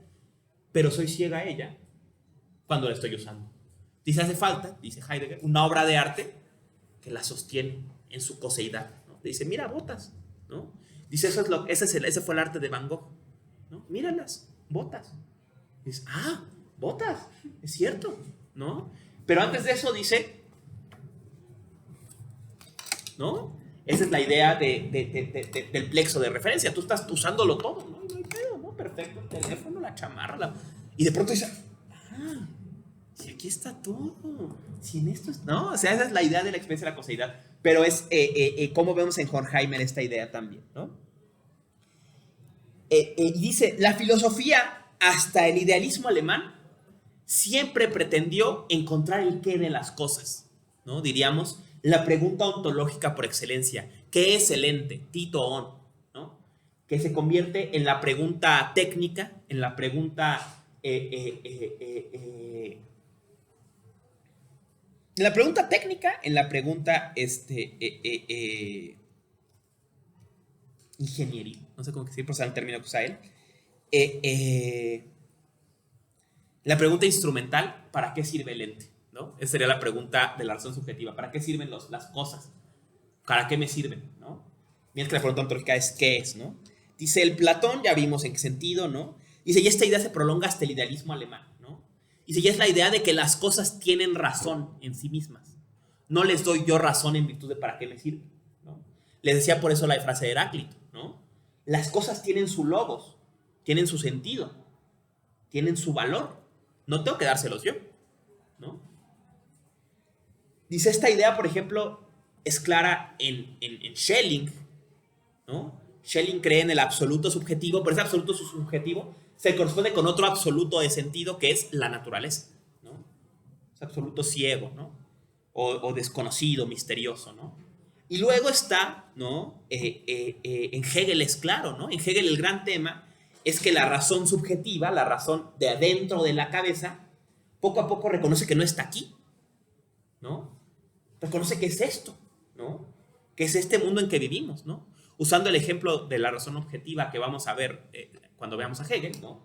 Hegel dice, esa es la importancia de las leyes, por ejemplo, ¿no? Tú primero crees algunas cosas y dices, no, yo creo que esto está bien, que esto está mal, y de pronto ves que esas normas que tú crees realmente gobiernan el mundo en que vives, ¿no? Dices, entonces esas cosas no están aquí, están acá, ¿no? Pensémoslo en ejemplos más oscuros, ¿no? A mí,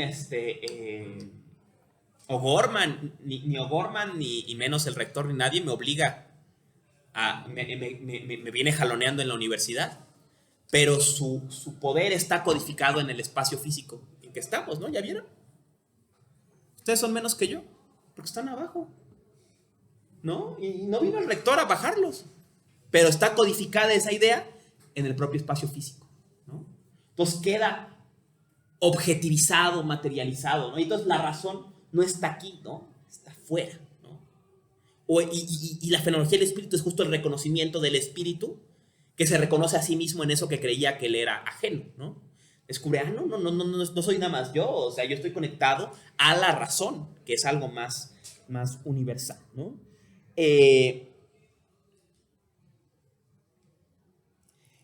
Dice, pero el siglo XX se vuelve la época de la razón subjetiva, de la razón del para qué sirve, ¿no?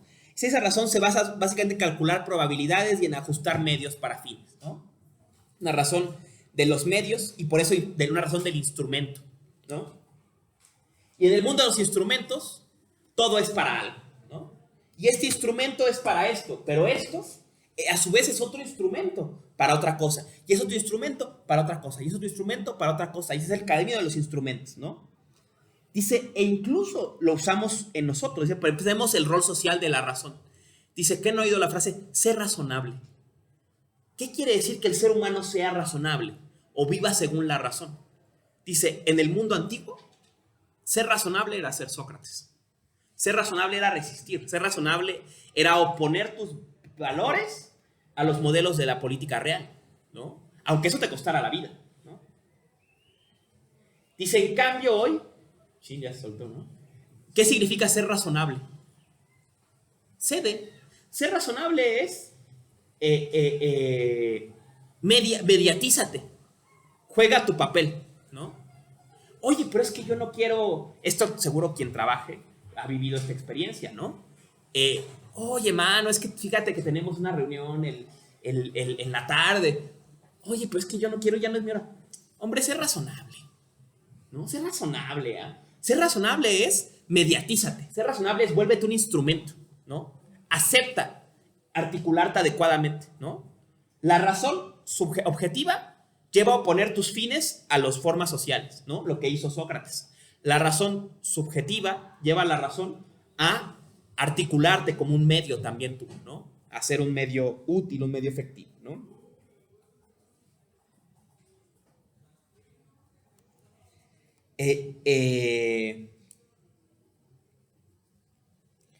Y aquí viene una pregunta interesante para conectarlo con discusiones contemporáneas, ¿no?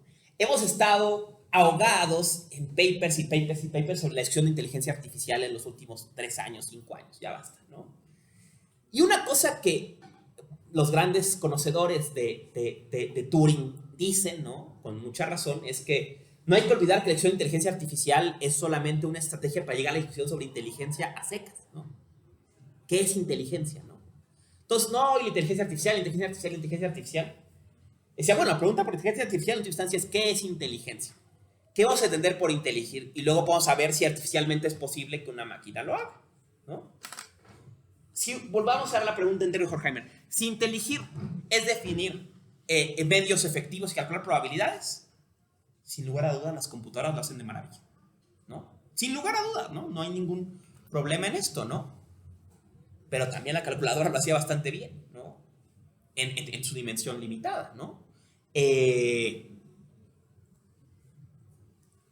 Ahora, si inteligir es poner fines, si inteligir es valorar, si razonar es valorar, ¿es capaz una máquina de hacerlo? Digamos, ¿no? Tú le puedes decir a cualquier versión de ChatGPT, ¿no? Procesa esta información de esta forma, distribúyela de esta forma, ¿no?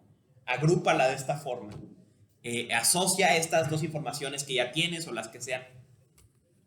¿Y para qué? Es lo que ChatGPT no sabe.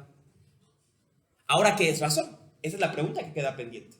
Si razón es procesar, dividir, ordenar, la computadora lo puede hacer mucho mejor que nosotros, sin duda. Y entonces, sin duda que hay inteligencia artificial. Pero si pensamos inteligencia o razón, o todavía más allá, nos vamos con el viejo y nos hacemos la pregunta, ¿por qué significa pensar? Y si pensar es hacer sentido, y si pensar es poner fines, y si pensar es voltear a ver el qué de las cosas, ¿es capaz de eso ChatGPT? ¿No? No lo sé, ¿no? O sea, pero finalmente entonces, como les decía, la pregunta por inteligencia artificial es entonces la pregunta, ¿por qué vamos a entender por inteligencia? ¿Qué vamos a entender por razón? ¿No? Y es la pregunta que Horkheimer nos avienta, ¿no? A ver, ¿qué es razón? Dice,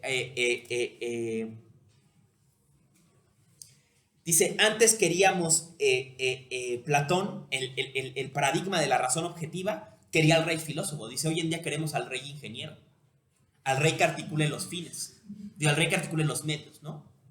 Que articule un medio, otro medio, otro medio, otro medio, otro medio, ¿no? ¿Qué tuvimos en México? El rey general, ¿no? El rey militar. Pues es el paradigma del que articula todo para un fin. Al militar no le preguntas ¿para qué? Oye, ¿y para qué sentido tiene algo? ¿Por qué habría que hacer?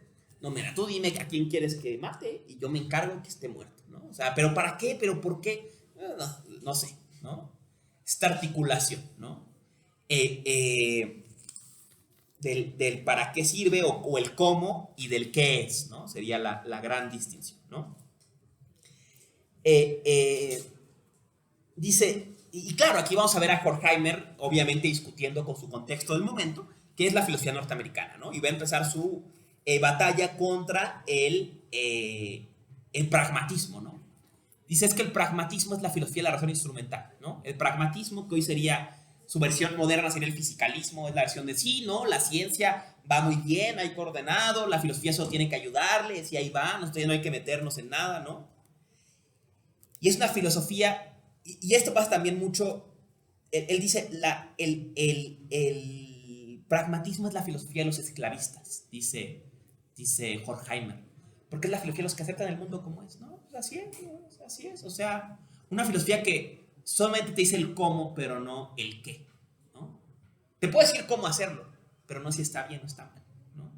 Dice, eso es lo que se perdió, dice, la filosofía, y eso contrasta con la filosofía utopista, dice, el utopismo, al revés, es una filosofía de valores. La utopía, usando términos kantianos, es un ideal de la razón, ¿no? Y el ideal de la razón tiene una utilidad normativa, ¿no? Como la idea de Dios. Igual que la idea de Dios se forma, ¿no? Con todas las cualidades superlativas, igual la utopía de Tomás Moro se forma como un principio ético de acción, ¿no? Que pone todos los valores de la sociedad en superlativo. ¿Cómo sería una sociedad ideal? Y eso se vuelve una idea normativa, ¿no? Esto, por ejemplo, tiene un correlato en política, ¿no? Que es un modelo de alguna forma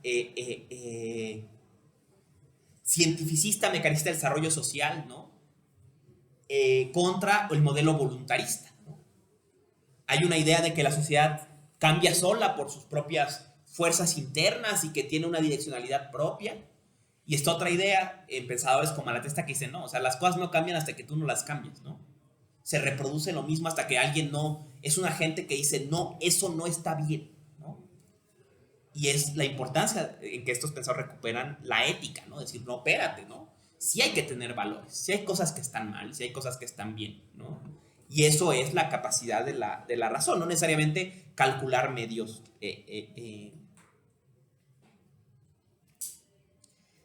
Dice, y claro, ¿no? Dice, en nuestra sociedad, esta sin razón de la razón instrumental se cubre, ¿no? Si la razón instrumental ordena todo en virtud de la subjetividad, este ordenamiento siempre apela a, dice, por ejemplo, la democracia hace todo por el pueblo, dice, o el individuo hace todo por la autopreservación. ¿Pero para qué te preservas? ¿No? O sea, ¿y qué sirve que tú estés aquí? ¿Y quién es el pueblo? ¿Y qué ventajas tiene hacer cosas por el pueblo? ¿No? Este es un tipo de rato, no, es que por el pueblo, ¿no? Decía un autor de un texto alemán, estuvo muy de moda en los 2000, que se llamaba Proyecto A. Decía, yo me siento lejos del espíritu de los revolucionarios del siglo XX, ¿no? El revolucionario del siglo XX está dispuesto a sacrificarse porque del sufrimiento de hoy saldría el hombre del mañana y sus hijos vivirían en la utopía socialista. Dice, díganme egoísta, pero yo no quiero esperar a que mis hijos vivan bien. Yo quiero vivir bien yo, ¿no? Entonces nuestro proyecto es un proyecto que propone cambios políticos ya. Yo no quiero sacrificarme, yo quiero vivir bien, ¿no? Un poco hablando de esta idea, ¿no? De por el pueblo, por la humanidad futura, por, ¿no? Intento de crear unos fines vacíos, ¿no? Unos fines que ya que los inspeccionas, pues no tienen mucho sentido, ¿no? Por los derechos humanos, ¿no?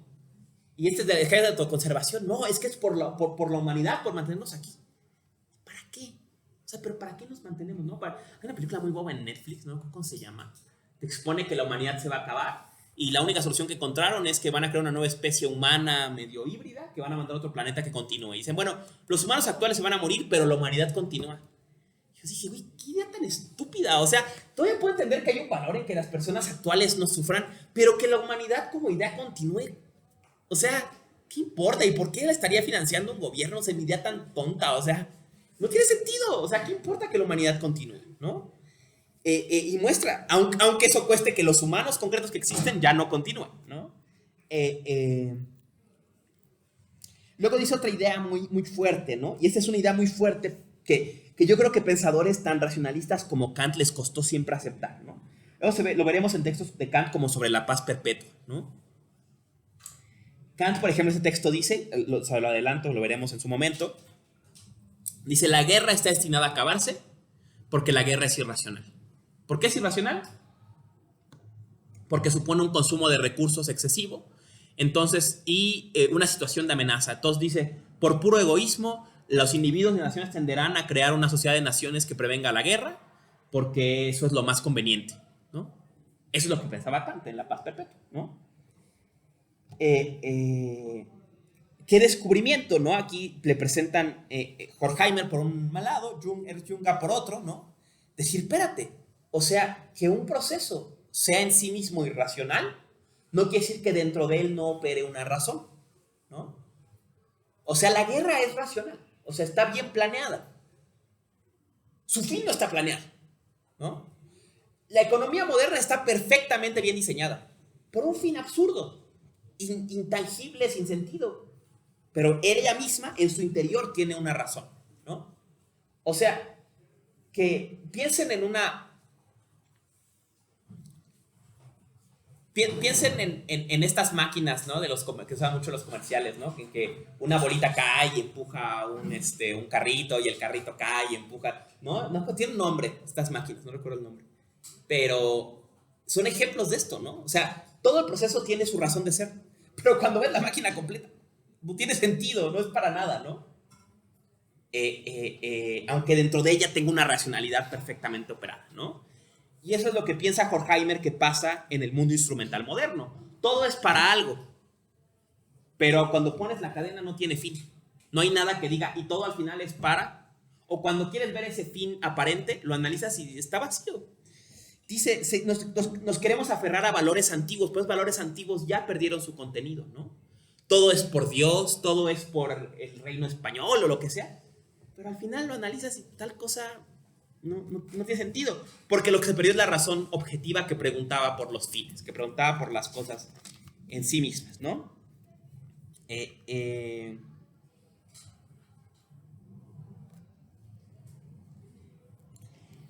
Luego viene el tema de la... Dice,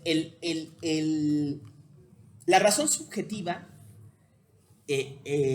lo que va a buscar va a ser subsumir a la naturaleza, someter a la naturaleza a su dominio, convertirla en un instrumento o en un conjunto de instrumentos. O otra vez, volviendo a la frase de Heidegger, convertirla en una gran estación de abastecimiento, ¿no?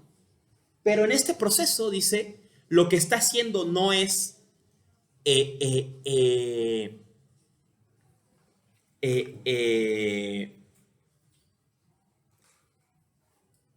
destruir la otra cara de la naturaleza, destruir la coseidad de la naturaleza, sino solamente ser indiferente a ella, ¿no? Queda en las cosas un fondo oculto que se rehúsa, ¿no? Que no se ve.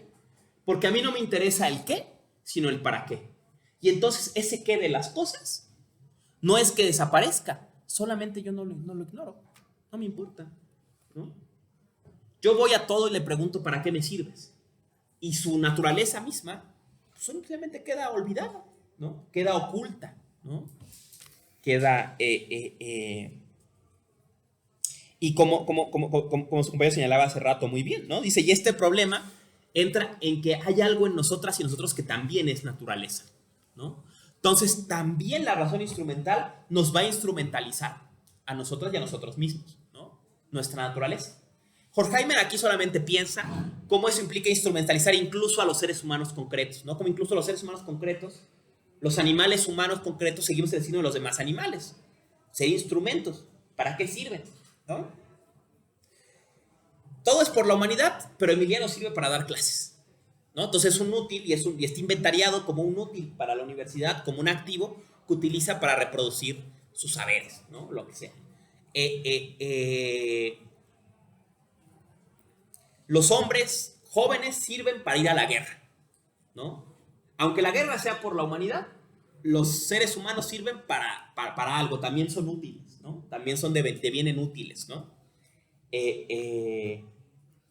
Y es eso irónico, ¿no? O sea, en este dominio del ser humano por la naturaleza, esta subsunción del ser humano sobre la naturaleza, los animales humanos también nos subsumimos, ¿no? También seguimos el destino de todo lo natural, ¿no? Y esto es muy claro en los procesos de despojo, ¿no?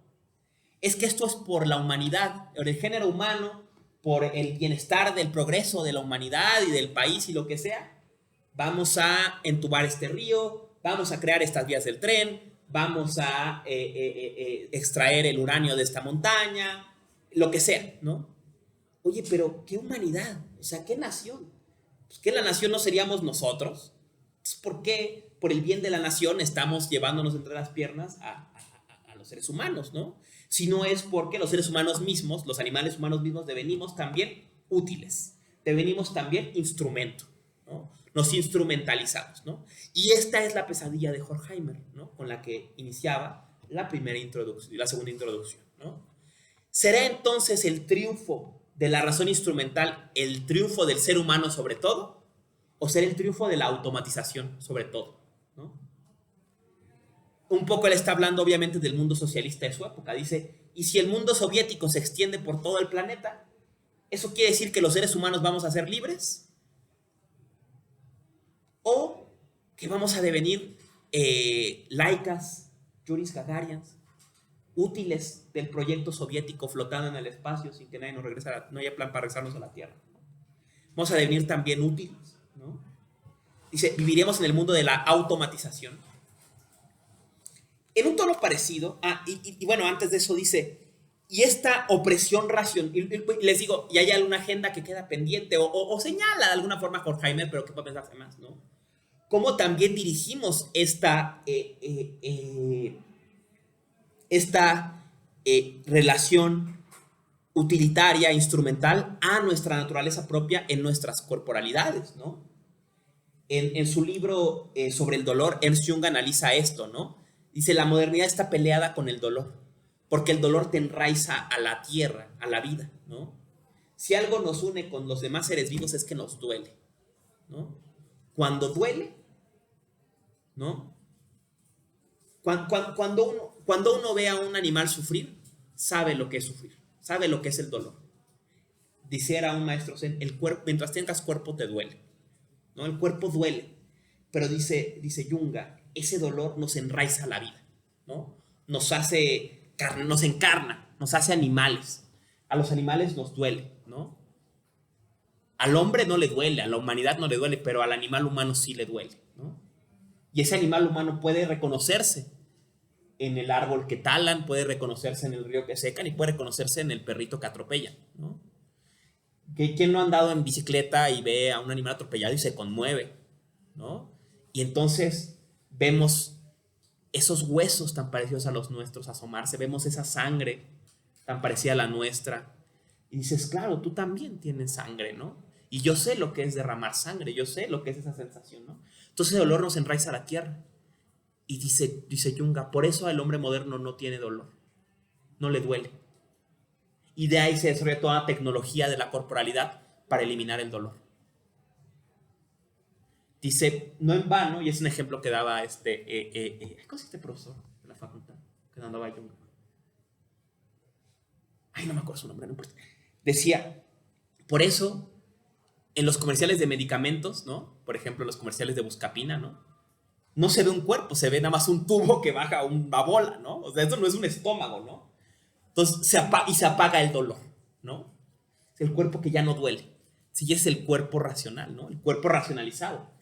Decía también, en este texto, dice Junga, dice, por eso el cuerpo racionalizado se le exige como se le exige en la naturaleza, dice, y el taller donde se le exige al cuerpo, la fábrica donde se explota al cuerpo, se llama gimnasio. Dice, la fábrica, y la fábrica por excelencia son las Olimpiadas. Las Olimpiadas son como la competencia de los cuerpos explotados, ¿no? Como han sabido estas competencias en que llevaban así la calabaza más grande, hoy llevamos el cuerpo más grande, el cuerpo más torturado. Dice, y siempre se le espera ese cuerpo más rápido, más alto, más fuerte. Más, ¿no? Las Olimpiadas llevan la marca del progreso, ¿no? Y llevan la marca de estos cuerpos violentados, ¿no? Estos cuerpos instrumentalizados, ¿no? Tratamos, decía, y recordaba, ahora que estaba viendo la película de Cronenberg, ¿no? La última, Crímenes del Futuro, ¿no? Y recordaba, usan una frase que también usaba Arnold Schwarzenegger en un documental, ¿no? Decía, es que el fisicoculturista es el artista, pero fundamentalmente es el único que es artista y es mármol también. Dice, nosotros, el escultor, porque Schwarzenegger es un tipo muy listo, aunque no lo crean, ¿no? Decía el escultor, y muy carismático, ¿no? Decía, el escultor quita desde afuera, nosotros sacamos de adentro hacia afuera. y hacemos esa obra en nuestros cuerpos, ¿no? La creamos sobre nuestros cuerpos, ¿no? Intervenimos nuestros cuerpos, ¿no? Y pensemos en lo extremo que se vuelve. O sea, hablamos mucho de los artes, del arte del performance extremo. Crímenes del Futuro es sobre un arte del performance extremo, de crear nuevos órganos y el tema. Pero pues los excesos del fisiculturismo son un buen ejemplo, y todos los excesos de los desórdenes alimenticios y demás son un ejemplo de esto, de esta instrumentalización del cuerpo, ¿no? Tratamos al cuerpo como ajeno a nosotros mismos, como si fuéramos algo aparte de nuestro cuerpo, ¿no? Y eso es porque somos el hombre, ¿no? Y el cuerpo es otra naturaleza a ser instrumentalizada. A ver cuerpo, ponte fuerte, a ver cuerpo enflaca, a ver cuerpo, crece, a ver cuerpo decrece, a ver cuerpo haz esto, a ver cuerpo haz aquello, ¿no?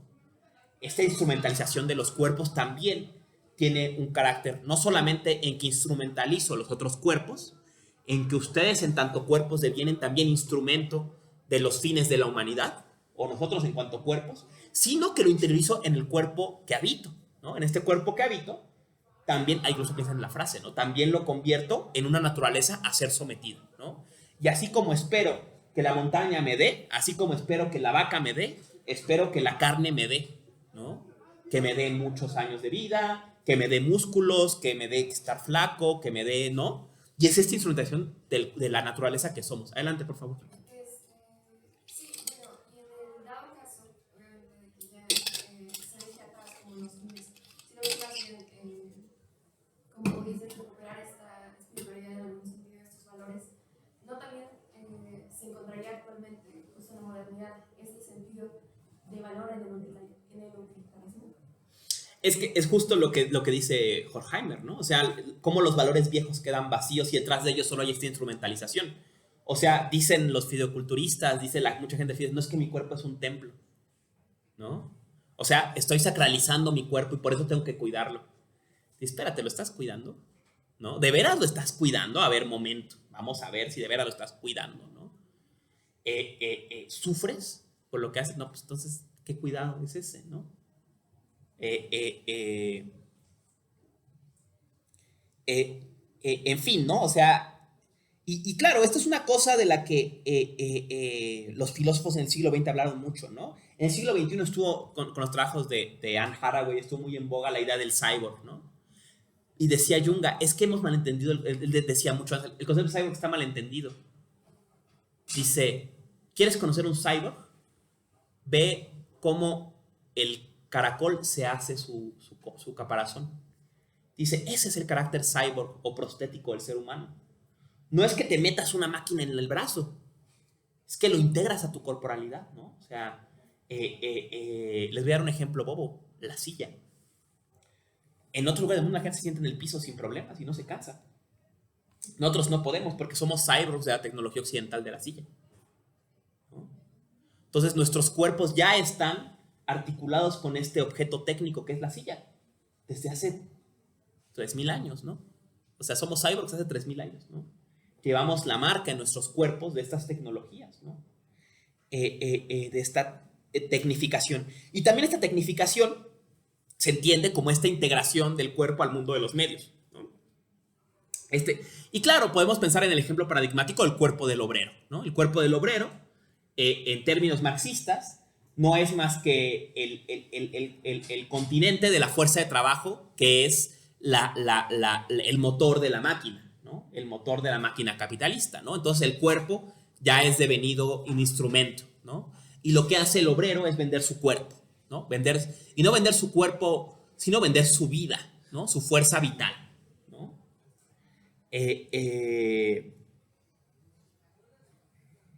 Y cómo esta instrumentalización no solamente existe en la dimensión del trabajo, sino en todas las dimensiones, en que el cuerpo es convertido en medio, ¿no? En instrumento. Adelante, por favor. ¿Qué pasa con la psiquiatría o la psicología? ¿No se podría también hablar de qué es el cognitivo-conductual? Justo lo que buscas es como seas útil, o sea, o seas útil con tu vida. ¿No se puede hablar también de una instrumentalización de la psique? Por supuesto. Ser razonable, ¿no? Decía la terapia cognitivo-conductual, te va a decir siempre ser razonable, ¿no? Bueno, y apórtate bien, ¿no? Y el DSM-5, ¿no? El manual de la Asociación de Psicología Americana, usa como criterio de salud la productividad, ¿no? Entonces, o sea, está claro esta instrumentalización, ¿no? O sea, piensa bien para que hagas muchas cosas, ¿no? Y va también y ese es un problema, lo veremos, que por ejemplo azortaba mucho a Sartre, ¿no? Y a la crítica de la psicología de su época, ¿no? O sea, también es una noción instrumentalista pensar que las emociones están mal o patologizar las emociones, ¿no? Uno de los grandes argumentos de la terapia existencial va a ser ese, ¿no? La idea de que no, es que enojarse no está mal. Puede que te enojes desmedidamente, puede que tu enojo tenga motivos orgánicos, pero nada más enojarse no está mal. Ni estar triste está mal, ni llorar está mal, ni estar eufórico está mal, ni son enfermedades, ¿no? Puede ser que tenga ya motivaciones orgánicas, que te esté dando problemas, que no esté respondiendo, pero la pura emoción, ¿no? Y ese es el problema que pasa, este ejemplo también de sobre el dolor de Junga, ¿no? O sea, también estos dolores, estas disposiciones afectivas nos enraizan a la vida, nos abren otras perspectivas de la vida, ¿no? Si la vida no duele, pues nunca te das cuenta cuando lo estás regando, ¿no? Si la vida no te incomoda, si no estás triste, si no te enojas, pues ¿cómo haces algo? Porque las cosas cambian, ¿no? Estaba muy de moda un artículo en España, ¿no? Decía una psiquiatra, decía, es que mis pacientes no necesitan terapia, necesitan un sindicato, ¿no? Es que me vienen diciendo, es que mi trabajo está bien culero, trabajo muchas horas, estoy harto. Dice, güey, es que tú no necesitas clonazepam, tú lo que necesitas es que te dejen de explotar, o sea, tu enojo está completamente justificado, ¿no? Tu tristeza está completamente justificada, ¿no? El problema, y no te voy a curar con una medicina, ¿no? Entonces, entra en esta idea, ¿no? También de instrumentalizar las emociones, ¿no? Es que no me gusta sentirme triste, quítame, que es, por ejemplo, volviendo a Cronenberg, una de las cosas que aborda en su película, ¿no? Unos grandes temas es que es un mundo en que se ha modificado los centros creativos del dolor, ¿no? Entonces la gente ya prácticamente no siente dolor y se convierte en una dimensión erótica de la vida la mutilación, ¿no? Dice un personaje, la cirugía es el nuevo sexo, ¿no? Y en un personaje dice, es que la cirugía es como el sexo. Y le corrige el otro, no, lo que ella dijo fue, la cirugía es el nuevo sexo, ¿no? El nuevo sexo es la intervención de los cuerpos, y es frecuente en la película, si entra en detalles del centro de la película, ¿no? En los márgenes hay gente que en vez de estarse drogando se está cortando, se están cortando entre ellos, o hay alguien cortándolos como si le estuvieran inhalando coca o algo, ¿no? Pero están cortando, porque perciben este sentimiento, lo instrumentalizan como de otra forma a través de la intervención de los cuerpos, ¿no? Y bueno, ¿no? Esta otra cosa, ¿no? Interesantísima que deja Horkheimer aquí sobre la mesa, y con eso podemos también ir dejando la clase por la paz. Dice, ha habido intentos también, dice, pero esta instrumentalización de la naturaleza y la naturaleza que somos, esta racionalización de la vida e instrumentalización de las demás dimensiones de nuestro ser natural, ¿no? Nuestro ser animal, podríamos decir, ¿no? La solución no necesariamente es reconectarse sin más con esa animalidad. Dice, esa fue la estrategia del fascismo. Por eso el fascismo es un movimiento emotivo. Es un movimiento de ¿qué? De la violencia, de la agresividad, del enojo, del miedo, ¿no? Decía Hannah Arendt, ¿no? Sobre el totalitarismo. El centro de todos estos relatos es el relato del miedo. Dice, son políticas terroristas, pero no porque engendran terror en el enemigo, sino porque se basan en engendrar terror en la persona, ¿no? Es que me van a quitar el trabajo, es que entonces van a venir y se van a quedar con todo, y es que los mexicanos, y es que los musulmanes, y es que, ¿no? Dice, la primera cosa que hace el fascismo para implantarse es generar terror, y lo genera con una idea de conspiración, de que hay un otro que te está amenazando, ¿no? Entonces, dice, el fascismo fue una política de la animalidad, una política que explotó este carácter animal, y por eso, ¿no? Creo que les comentaba, ¿no? El demográfico número uno del nacionalsocialismo eran los hombres de alrededor de 20 años. Hombres que no habían peleado en la Primera Guerra Mundial y que estaban decepcionados del resultado, y un poco también como decepcionados de no haber vivido la conflagración, ¿no? De no haber vivido la guerra, y de ahí una violencia interiorizada. Y es muy importante que eran hombres, ¿no? este tema, y por eso son políticas de la violencia y de la virilidad, ¿no? Y siempre el tema de lo masculino es muy importante en el relato fascista, ¿no? Y por eso son políticas de lo animal, ¿no? Dice, lo que hicieron el nacionalsocialismo fue explotar el dominio de lo animal, ¿no? Entonces dice, lo que hay que hacer no es explotar la animalidad, sino desinstrumentalizar el cuerpo y liberar el pensar, ¿no? Liberar el pensar del camino de los medios, ¿no? En fin, entonces, resumidas cuentas, ¿no?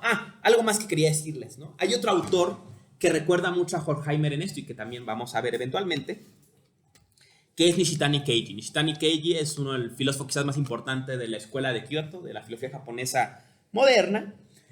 Nishitani Keiji dice en su obra magna, el primer capítulo es La religión y la nada, dice, vivimos en un mundo en que todo es para algo. Dice, empieza el libro y dice, ¿para qué es la religión? Dice, vivimos en un mundo en que todo tiene que empezar por ¿para qué? ¿No? ¿Y para qué es esto? ¿Y para qué es aquello? ¿Y para qué es esto? Dice, y es curioso porque cuando tú le preguntas a la religión, ¿y tú para qué eres? La religión lo que hace es que te devuelve la pregunta. ¿Y tú para qué eres? ¿No? Dice, pero esta pregunta es profunda en el mundo moderno, porque todo está articulado hacia ese centro que es el ser humano, que es el sujeto, ¿no? Y el campo es para darme trigo para que yo coma pan. Y el agua es para darme electricidad para que yo tenga luz en mi casa. Y la montaña es para darme litio para que yo tenga un iPhone. Y es para darme, ¿no? Y los países del tercer mundo son para darme recursos y mano de obra barata para que yo. Dice, y lo que te hace la religión es decirte, ¿y tú para qué eres? O sea, ya vi que todo era para ti, ¿y tú para qué eres? Dice, y si tú no eres para nada, entonces todo es para nada. Porque tú eres el centro de referencia de todo. Entonces, si tú no eres para nada, entonces todo es para nada. Y dice, y esta experiencia es a lo que los budistas llamaban la gran duda. Cuando todo se convierte en un gran signo de interrogación, ¿no? Tú toda la vida te mueves pensando, no, y esto, y voy a estudiar para entonces tener un trabajo, y para un trabajo, para entonces. ¿Y tú para qué, güey? ¿Tú para qué sirves? Dice, esa es la pregunta que hace la religión, ¿no? Y por eso lo que busca es religarte, reconectarte con lo otro, ¿no? Bueno, si le preguntas a todo para qué es, ¿por qué nunca te lo preguntas a ti? ¿Y yo para qué soy? ¿No? Esa es la pregunta de Horkheimer, ¿no? Horkheimer plantea tal cual lo mismo, ¿no? Dice, la razón subjetiva es la razón que pregunta, que convierte la pregunta ¿qué? En la pregunta ¿para qué? Pero en esto se queda sin su qué, se queda sin su horizonte de valores, de fines, ¿no? Y entonces, dice, liberar las posibilidades de salir de este espectro es justo que el ser humano dice, bueno, ¿y para qué todo esto? ¿Y para qué yo? ¿Y para qué humanidad? ¿Y para qué democracia? ¿Y para qué el pueblo? ¿No? Dice, esto para lo que todo es, ¿para qué es? ¿No? Y entonces es una pregunta que ya plantea no el para qué, sino el qué. ¿Y qué es todo esto? ¿No? ¿Y cuáles son los fines? ¿No? ¿Y para qué es este mundo? ¿No? Y de ahí es interesante, ¿no? Ver cómo estos textos nos dan herramientas para pensar pues muchas experiencias contemporáneas de resistencia a la modernidad, ¿no? Esta idea de resistir a convertir todo en un útil, convertir a todo en un recurso, ¿no? Convertir a todo en un instrumento, y que el camino es revalorizar las cosas, ¿no? Volver a darles un qué, y eventualmente resacralizarlas, ¿no? Decía Heidegger, ¿no? Lo primer paso es intuir la huida de los dioses, darnos cuenta que hemos perdido algo. Darnos cuenta, en términos de Horkheimer, que no es que las cosas solo sean útiles, sino que ese otro lado lo hemos ignorado. Y que hay más. Que la montaña es más que recursos, que el agua es más que energía, ¿no? Que la persona es más que un medio para el placer, que un medio para el trabajo, ¿no? Que el cuerpo es más que un medio para el disfrute, ¿no? Y en encontrar su qué, las recargamos de sentido, ¿no? Recargamos de sentido, y no solo eso, sino al plexo de todo, ¿no? En el momento en que le damos un para algo, ¿no? ¿No? Y todo es para qué los humanos, para sobrevivir. ¿Y para qué sobrevivimos los humanos? ¿Para qué queremos sobrevivir? ¿Para qué queremos preservarnos? Cuando podamos responder esa pregunta, tiene sentido, salimos del horizonte del nihilismo, ¿no? ¿Y para qué seguir? ¿Y para qué la humanidad? ¿no? Queda esa es la pregunta, digamos, que dirá en el fondo, no es una pregunta por un para qué, sino en el fondo para un qué, de un qué, o sea, qué somos, de qué se trata este mundo, qué es este mundo, quiénes somos dentro de este mundo y qué nos corresponde hacer, como decía Heidegger, ¿no? En fin, no sé si quede alguna pregunta, comentario, queja sobre Horkheimer y este recorrido muy general por la crítica a la razón instrumental.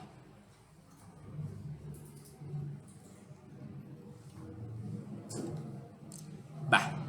Entonces, la próxima clase, ya con esto nos podemos hacer una idea, grosso modo, de qué entender por modernidad o de algunos de los móviles de la modernidad, ¿no? O sea, este frenesí siempre apuntado hacia el futuro, esta pérdida de un horizonte ulterior de sentido, el individualismo, la idea de progreso, la conexión con la técnica, esta paradoja, ¿no? De que entre más capacidad técnica, más posibilidad de perder el lugar de lo humano, ¿no? En fin, todo esto para entrar ya a la lectura de cómo llegamos aquí. Adelante, por favor. Ahorita se las doy. La tengo en el teléfono, que me la saco y la doy. Próxima clase. Ya estoy subiendo, ya están las primeras dos clases en YouTube, por cierto. Y va a estar esta, yo espero hoy. Próxima clase empezamos con Platón. Entonces vamos a ver República. Ya conocen República, grosso modo, seguro ya lo han leído alguna vez en su carrera. Y si no, miren, échenle un ojo a 5, 6, 7, los clásicos, ¿no? 5, 6, 7. Libros 5, 6 y 7, ¿no? No los lean a detenimiento todos. Básicamente lo que quiero que vean es la conexión entre teoría de las ideas y política. O sea, ¿por qué? ¿Cómo se conectan en Platón ontología y política? La pregunta por lo que es con la pregunta por cómo deben portarse los seres humanos o cómo orientar su vida a los seres humanos, ¿no? Y vamos a ver toda esta analogía entre el individuo, las partes del cuerpo y las partes de la ciudad, todo este tema, ¿no? Y obviamente, bueno, vamos a tener que hablar de la alegoría de la caverna, del mito de la línea, todos estos temas que están en 6 y 7, ¿no? Pero échenle una revisada entonces a República, ¿va? Bueno, muchas gracias y nos vemos la semana que viene.